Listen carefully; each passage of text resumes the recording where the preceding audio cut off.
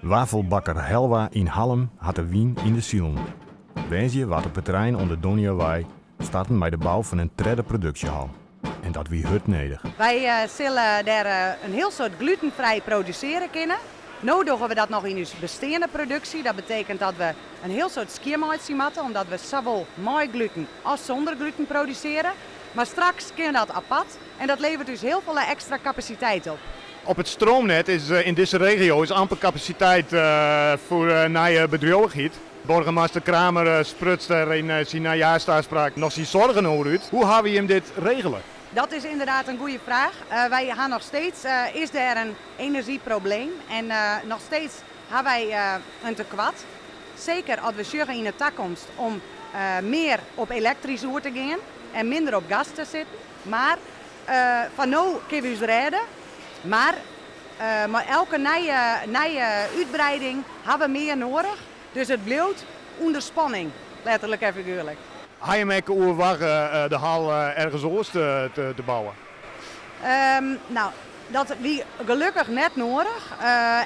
Sapir hebben we net hoeven te denken, want dat hier best wel een heel soort impact gewoon op onze business. We zijn heel blij dat we dit op één terrein houden kunnen, omdat dat de efficiëntie en de flexibiliteit van ons alleen maar ten goede komt. Vlien jaar hij hem de bestuursfunctie van je heid oornam, 3 zussen. Hoe gaat dat? Ja, nou dat gaat hartstikke goed. We zijn echt super blij dat we dit doen mogen.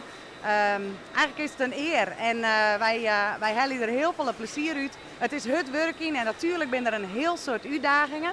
Maar het is fantastisch mooi. Wat doe je moois dan je heid? Wat doen we oors? Vanzelfsprekend gaat er een heel soort oors.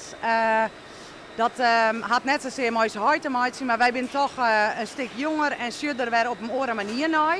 Wij proberen wel dezelfde koers aan te houden als het gaat om inzetten op specialties. Dat doen wij echt volop.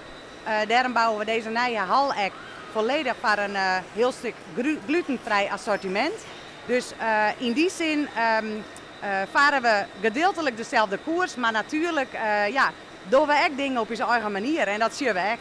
Hoe ziet de toekomst er voor Helwa uit? De toekomst? Nou, wij zien er heel rooskleurig naar de toekomst. We gaan volop ideeën.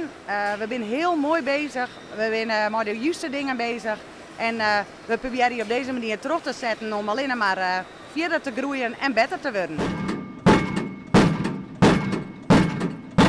Ben je grutsk op je dochters? Tuurlijk, zeker. En vooral omdat we mooi de gang erin hebben. Het bedrijf dat gaat goed en daar heeft zij daar hier een soort ondien. En dat is wel iets om grutsk op te werden.